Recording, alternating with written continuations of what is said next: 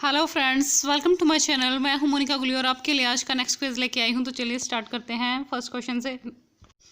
New students के लिए बता रही हूँ, डेली रात को 10 बजे क्विज लाइव होता है, तो आप भी चाहें तो डेली रात को 10 बजे क्विज को लाइव अटेंड कर सकते हैं।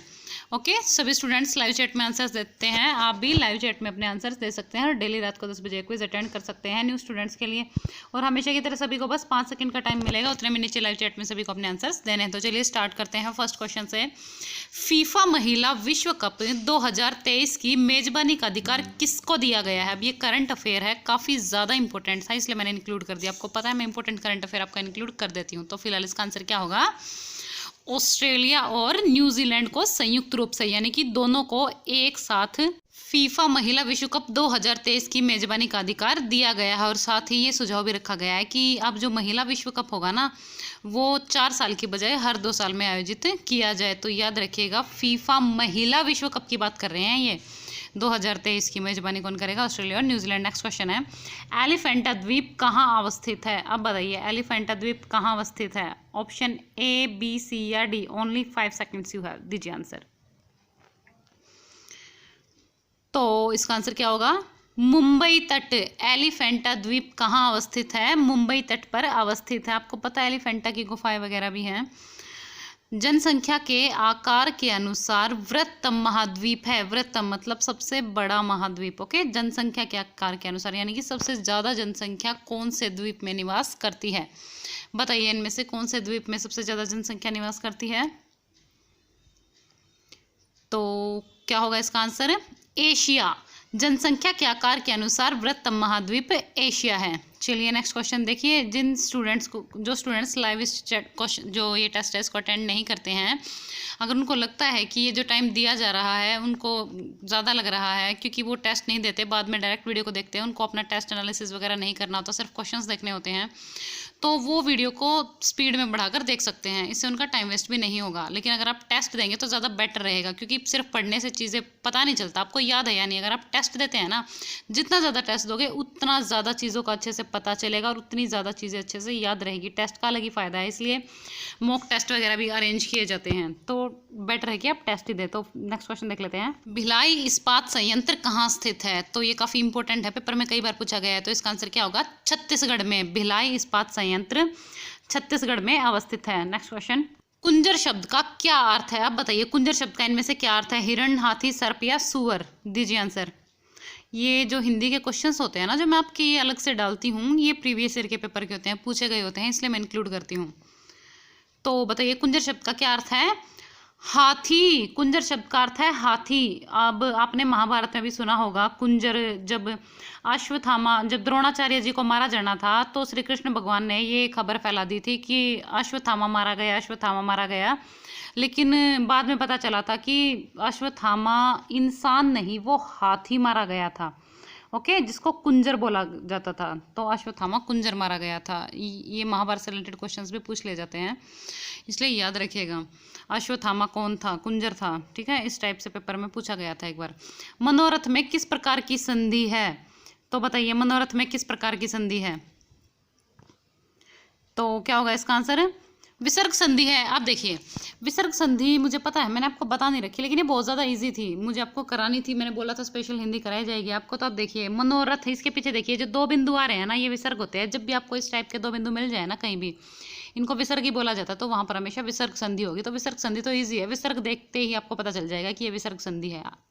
चलिए नेक्स्ट, उच्चतम न्यायालय का न्यायाधीश अपने पद से त्यागपत्र किसको संबोधित करता है? बताइए, उच्चतम न्यायालय का न्यायाधीश जो त्यागपत्र देता है, तो वो किसे देता है? क्या होगा इसका आंसर? टाइम आप। इसका आंसर होगा राष्ट्रपति को। जो उच्चतम न्यायालय का न्यायाधीश है, वो अपने पद से त्यागपत्र किसको संबंधित करता है? राष्ट्रपति को करता है। निम्नलिखित में से कौन सा सुमेलित नहीं है? अब ध्यान से देखिए और बताइए, इनमें से कौन सा ठीक तरीके से मैच नहीं हुआ है। एक तो आप यहाँ से ये भी याद रखिएगा, जो ये आराम बाग है ना, ये आगरा में है। ठीक है, जगह पूछी जाती है पेपर में, आराम बाग कहाँ है? आगरा में। देखिए, आप ऐसे भी याद रख सकते हैं इसको, आराम बाग में आ रहा है ना, आराम बाग में आ रहा, और आगरा में भी क्या रहा है? आ और रहा है, तो आराम बाग का हो गया आगरा में। निशांत, अब देखिए इसमें नी आ रहा है ना, और श्रीनगर में भी न आ रहा है, तो ये श्रीनगर में हो गया। शालीमार, शालीमार बाग कहाँ पर है? लाहौर में है। शालीमार में देखो ले आ रहा है और लाहौर में भी ले आ रहा है, तो शालीमार बाग कहाँ हो गया? लाहौर में हो गया। और देखिए ले भी आ रहा है और रे भी आ रहा है शालीमार में, और लाहौर में भी ले भी आ रहा है और रे आ रहा है, तो शालीमार लाहौर में हो गया। पिंजौर में पे आ रहा है और पंचकुला आ रहा है, तो पिंजौर पंचकुला में हो गया। तो फिलहाल इसका आंसर क्या होगा? निशांत बाग जो कि श्रीनगर में है, वो किसने बनवाया है? अकबर ने नहीं बनवाया है, वो जो नूरजहां थी ना उसके भाई ने बनवाया था, आसफ खान ने। ओके, निशांत बाग याद रखिएगा, आसफ खान ने बनवाया था। और ये बाकी जो ये करेक्ट है। आराम बाग किसने बनवाया? बाबर ने बनवाया। शालीमार बाग शाहजहां ने बनवाया। पिंजौर बाग औरंगजेब भी बोला जाता है, और पिंजौर बाग जो, तो याद रखिएगा इनको, ये ठीक है, करेक्ट है। जो करेक्ट है वो भी याद रखने हैं आपको। अब एक क्वेश्चन से आपकी 3-4 चीज़ें याद हो गई। एक तो आपके स्थान याद हो गए आपको, और किस किसने बनवाए हैं वो याद हो गए। नेक्स्ट क्वेश्चन, हरियाणा में लाडली सामाजिक सुरक्षा भत्ता योजना कब लागू की गई थी? अब आपको पता है योजनाएं कितनी ज़्यादा इंपॉर्टेंट होती हैं, हर पेपर में हरियाणा के में एक ना एक योजना पूछी ही जाती है। तो क्या होगा इसका आंसर? 1 जनवरी 2006। 1 जनवरी 2006 को हरियाणा में लाडली सामाजिक सुरक्षा भत्ता योजना लागू की गई थी। बाबा रामेश्वर धाम हरियाणा के किस शहर में स्थित है? अब बताइए, रामेश्वर धाम हरियाणा के किस शहर में है? तो क्या होगा इसका आंसर? बामनवास। रामेश्वर धाम कहाँ है? रामेश्वर धाम बामनवास में। और बामनवास कहाँ है? महेंद्रगढ़ में है। पेपर में याद रखिएगा, अगर महेंद्रगढ़ ऑप्शन में, बामनवास ऑप्शन में नहीं मिलेगा तो महेंद्रगढ़ मिलेगा, तो आपको महेंद्रगढ़ टिक करना है। हरियाणा के किस शहर से समुद्रगुप्त के सिक्के प्राप्त हुए हैं? अब भारत का नेपोलियन बोला जाता है समुद्रगुप्त को, तो यहाँ से याद रखिएगा आप, समुद्रगुप्त के सिक्के कहाँ से प्राप्त हुए हैं? तो क्या होगा इसका आंसर? मीताथल। ओके, समुद्रगुप्त के सिक्के मीताथल से प्राप्त हुए हैं। नेक्स्ट क्वेश्चन, हरियाणा का सर्वोच्च साहित्य सम्मान कौन सा है? बताइए, इनमें से हरियाणा का सर्वोच्च साहित्य सम्मान कौन सा है? सूर सम्मान, व्यास पुरस्कार, अर्जुन पुरस्कार या भीम पुरस्कार? चलिए टाइम अप होता है। इसका आंसर क्या होगा? सूर सम्मान। हरियाणा का सर्वोच्च साहित्य सम्मान कौन सा है? सूर सम्मान है। और यदि पूछा जाए सर्वोच्च खेल पुरस्कार कौन सा है, तो सर्वोच्च खेल पुरस्कार भीम पुरस्कार है। तो सर्वोच्च साहित्य सम्मान सूर सम्मान, सर्वोच्च खेल पुरस्कार भीम पुरस्कार। Next, fill in the blanks with correct preposition. अब प्रिपोजिशन भी आपकी मैं इंक्लूड किया ही करूंगी, क्योंकि प्रिपोजिशन के इंग्लिश में 2-3 क्वेश्चंस पूछ लिए जाते हैं। तो आपके 4 नंबर तो डेली वोकैब से पक्के हो रहे हैं। वहाँ जो वोकैब पूछी जाती है, idiom, phrase, one word substitution तो ज़रूर पूछी जाती है, और एक प्रपोजिशन के 2-3 क्वेश्चन पूछे जाते हैं। तो इंग्लिश में आपके कम से कम 5 नंबर तो अब हमें इसी महीने में, मतलब 1 महीने के अंदर पक्के करने हैं। उसके बाद आर्टिकल्स वगैरह भी स्टार्ट करेंगे। तो अब देखिए, ही इज़ जूनियर डैश मी। अब बताइए इसमें क्या आएगा? विद, फ्रॉम, देन या टू? बताइए क्या होगा इसका आंसर? तो इसका आंसर क्या होगा? To. Okay, he is junior to me. अब ध्यान से सुनिएगा एक बात, बहुत ज़्यादा ध्यान से, पेपर में इस टाइप का क्वेश्चन बार बार पूछा जाता है, सभी स्टूडेंट्स ध्यान से सुनेंगे। जब भी कहीं आपको जूनियर, सुपीरियर इस टाइप के शब्द मिले ना, जिनके पीछे IOR आता मिले, ये देखिए जूनियर में पीछे क्या आ रहा है? IOR। जब भी कोई ऐसा शब्द मिले ना जहाँ पर आपको पीछे IOR दिख रहा हो, हमेशा उसमें टू आएगा। ओके, टू आएगा। जैसे junior to me, superior to me. Okay, IOR के और भी जो शब्द है ना, सब में क्या आएगा? टू आएगा। तो इस चीज़ को दिमाग में बिठा लीजिए, इस टाइप का क्वेश्चन बार बार पेपर में पूछा जाता है। नेक्स्ट क्वेश्चन है, either he is mad dash he fence madness. अब बताइए इसमें क्या आएगा? नोर, सो, एंड या और? दीजिए आंसर। तो टाइम अप होता है। क्या होगा इसका आंसर? और। अब देखिए ध्यान से सुनिएगा, जब भी कहीं पर आइदर आ जाए ना, तो आइदर, देखिए ये देखिए क्या रहा है इसमें? आइदर। तो आइदर के साथ हमेशा क्या आता है? और आता है। ओके, आइदर के साथ हमेशा क्या आता है? और आता है। याद रखिएगा, पेपर में आइदर के साथ हमेशा क्या आता है? और ही आता है। आइदर ही इज मैड और ही फेंस मैडनेस। ओके, तो आइदर के साथ क्या आएगा? और आएगा हमेशा, याद रखिएगा। इस टाइप का क्वेश्चन भी पेपर में बार बार पूछा जाता है। आपके 3-4 नंबर तो ऐसे ही पक्के हो जाएंगे। ओके, ये जो मैं जो चीज़ें बताती हूँ ना, उनको ध्यान से सुना कीजिए आप। The teacher has been teaching for dash hours. अब ये आर्टिकल्स है एक तरीके से। बताइए क्या है इसमें? 2, N, A या 3? तो क्या होगा इसका आंसर? N। ओके, अब देखिए यहाँ पर N क्यों आया? The teacher has been teaching, teacher पढ़ा रही है फॉर डैश आर, कितने आर से पढ़ा रही है? आर। अब देखिए इसमें कौन सी साउंड आ रही है? वोवल साउंड आ रही है, वोवल साउंड आ रही है ना, आर ऐसे बोलते हैं ना। तो जब भी कहीं पर पढ़ा होगा अपने आर्टिकल्स में, जब वोवल साउंड आती है ना तो उसके आगे हमेशा एन आता है। ओके, एन आता है, तो इसलिए यहाँ पर क्या आ गया? एन आ गया। याद रखिएगा इस चीज़ को, वोवल साउंड। वोवल आपको पता है ना, ए ई आई ओ यू, इस टाइप की आवाज़ होती है।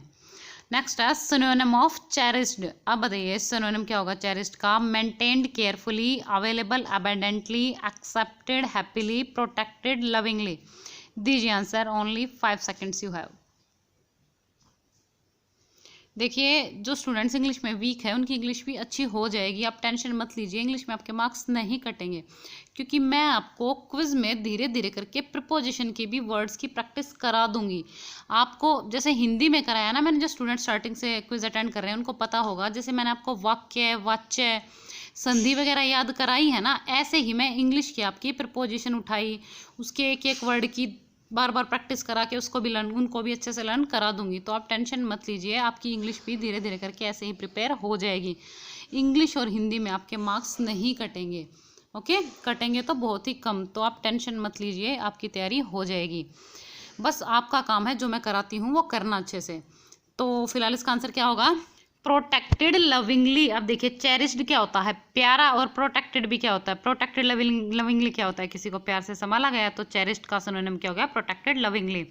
बाकी के ऑप्शंस देख लेते हैं। मेंटेन्ड केयरफुली, किसी चीज़ को केयरफुली सावधानी पूर्वक संभाला गया हुआ हो, जैसे उसको मेंटेन केयरफुली, मेंटेन आपको पता है ये संभाला गया केयरफुली, ध्यान से। अवेलेबल अबेंडेंटली, अब अवेलेबल क्या होता है? मौजूद होना किसी चीज़ का, अबेंडेंटली मतलब बहुत ज़्यादा मात्रा में, ओके, तो बहुत ज़्यादा मात्रा में, प्रचुर मात्रा में उपलब्ध होना। एक्सेप्टेड हैप्पीली मतलब खुशी खुशी स्वीकार करना, ओके। एक्सेप्टेड क्या होता है? किसी चीज़ को एक्सेप्ट करना। हैप्पीली क्या? खुशी खुशी, तो एक्सेप्टेड हैप्पीली। और चेरिस्ड का आपको पता ही है, प्यारा हो गया। चलिए नेक्स्ट देख लेते हैं।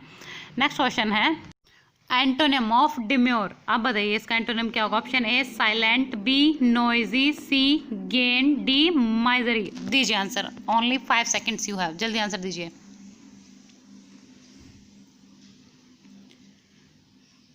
चलिए टाइम अप होता है, तो क्या होगा इसका आंसर? है नोइजी। अब देखिए नोइजी क्या होता है? शोर मचाने वाला, कलहपूर्ण। और डिम्यूर क्या होता है? जो शांति प्रिय होता है, ओके। तो डिम्यूर का शांति हो गया, तो नोइजी का क्या हो गया? कलहपूर्ण। जैसे कोई शांत सौम्य व्यक्ति होता है ना, उसको बोल देते हैं डिम्यूर, ओके, शांत या सौम्य डिम्यूर का, और नोइजी का कलहपूर्ण। चलिए बाकी के ऑप्शंस देख लेते हैं। साइलेंट, साइलेंट का सबको ही पता है, शांत, चुप। गेन, किसी को गेन करना यानी कि लाभ, ओके, गेन क्या होता है? लाभ। माइजरी, माइजरी क्या होता है? पीड़ा होती है, ओके। चलिए बाकी के नेक्स्ट क्वेश्चन देख लेते हैं। Idiom, he is so furious that he would go through fire and water to revenge himself on his foe। अब आपको idiom बताना है go through fire and water का। बताइए। Option a approach everybody for help, option b avail himself of any opportunity, c use any conceivable method, d undergo any risk। दीजिए answer. चलिए time up होता है, तो क्या होगा इसका आंसर? अंडरगो एनी रिस्क, यानी कि किसी भी बाधा को पार करने के लिए तैयार। अंडरगो एनी रिस्क यानी कि किसी भी रिस्क को लेने के लिए जो तैयार हो ना, बाधा को, किसी भी बाधा को पार करने के लिए जो तैयार हो, ठीक है, उसको बोलते हैं go through fire and water, okay.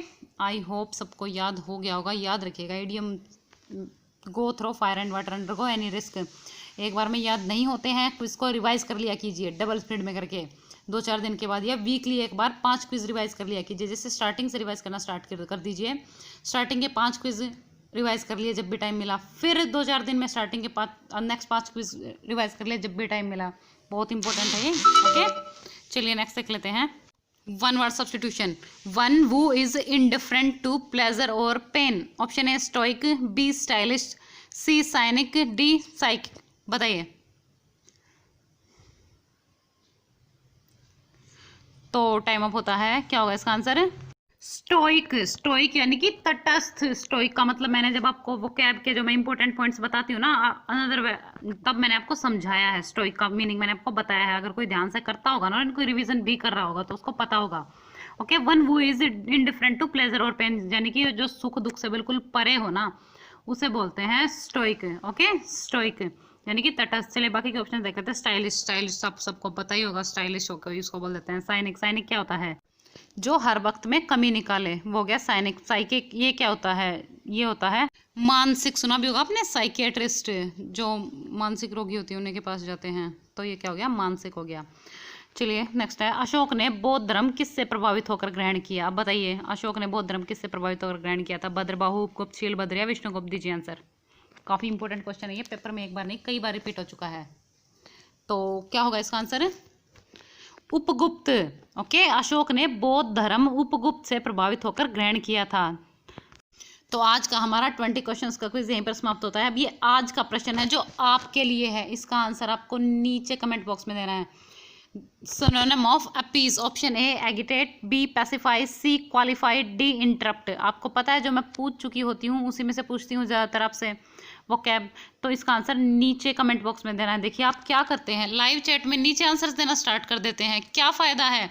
मैं आपको रोंग या राइट तो बता सकती हूँ साथ साथ, लेकिन अगर आपको अच्छे से एक्सप्लेनेशन चाहिए ना, अगर आपको सच में आपने मन में बैठा रखा है कि क्लियर करना ही है पेपर, और आपको ये वोकैब लर्न करनी ही है अच्छे से, इंग्लिश में ध्यान देना ही है, तो आपको आता हो नहीं आता हो, जो भी आता हो जो भी लगता हो, नीचे कमेंट बॉक्स में आंसर दिया कीजिए।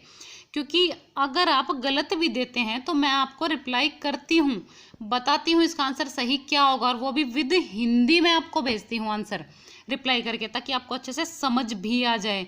तो इतनी ट्राई तो कोई भी टीचर नहीं करता होगा यूट्यूब पे। ओके, जो पूछे हुए क्वेश्चन का भी आपको इतने अच्छे से एक्सप्लेन करके रिप्लाई करता हो। तो अगर मैं आपके लिए मेहनत करके एक स्लाइड एक्स्ट्रा डाल रही हूँ, एक क्वेश्चन एक्स्ट्रा लेके आ रही हूँ, तो अपने लिए इतनी मेहनत तो आप भी कर सकते हैं कि एटलीस्ट उसका आंसर तो नीचे कमेंट बॉक्स में दे ही सकते हैं। तो नीचे आंसर दीजिए ज़रूर कमेंट बॉक्स में। ओके, और जो न्यू स्टूडेंट्स हैं उनके लिए बता रही हूँ, डेली रात को एक क्विज होता है, और आप सब्सक्राइब कर लीजिए अगर चैनल को सब्सक्राइब नहीं किया है तो, और सब्सक्राइब करने के साथ साथ बेल आइकन ज़रूर दबा लीजिएगा, और बेल आइकन में भी आपको 3 ऑप्शंस मिलेंगे जिस पर ऑल पर क्लिक करना है। अगर आप ऑल पर क्लिक नहीं करते हैं तो आपको सारी वीडियोज़ की नोटिफिकेशन नहीं मिलेगी। और हाँ, जो न्यू स्टूडेंट्स हैं वो स्टार्टिंग से क्विज देखिएगा, अगर आपको अपनी हिंदी भी बहुत अच्छे से करनी है तो। ओके, मैंने स्टार्टिंग से बिल्कुल बेसिक से उठाकर हिंदी करा रखी है, तो आप फर्स्ट से लेकर क्विज अटेंड किया कि देखिएगा ज़रूर। और साथ ही एनिमल हस्बेंड्री के प्रीवियस ईयर के क्वेश्चंस, और साथ ही हरियाणा जीके के भी जो पिछले सालों के पेपर में क्वेश्चन पूछे गए ना एनिमल हस्बेंड्री और हरियाणा जीके के, मैंने वो भी करा रखे हैं। प्लेलिस्ट में आपको हरियाणा जीके और एनिमल हस्बेंड्री कंप्लीट मिल जाएगी प्रीवियस ईयर के क्वेश्चंस के साथ, तो देख लीजिएगा उनको। ओके, और साथ में मैंने हरियाणा के करंट अफेयर्स भी डाल रखे हैं मंथली। अगर किसी को हरियाणा के मंथली करंट अफेयर्स देखने हैं तो वो भी आपको प्लेलिस्ट में मिल जाएंगे, उनको भी देख सकते हैं आप। और पुराने क्विज देखना मत भूलिएगा। साथ ही कमेंट बॉक्स में मुझे ज़रूर बताइएगा कि आपको वीडियो कैसी लगी, और सभी स्टूडेंट्स अपना स्कोर टाइप कर दीजिए एक तो, और वीडियो को लाइक कर दीजिए। प्लीज़ वीडियो को लाइक कर दिया कीजिए, बहुत ज़्यादा मेहनत से मैं आपके लिए क्वेश्चंस लेके आती हूँ, प्रीवियस ईयर के भी आपसे पूछती भी हूँ, आपके कमेंट्स के रिप्लाई भी करती हूँ, क्वेश्चंस को समझाती भी हूँ, आपकी क्वेरी हो वो भी क्लियर करती हूँ। और हाँ, कल एक स्टूडेंट ने मुझसे वो डायरेक्ट इनडायरेक्ट स्पीच पूछी थी, मैंने रिप्लाई कर दिया है दीपिका का। Deepika you can check, okay, comment में। Okay, bye bye, thank you, like share and subscribe and good night.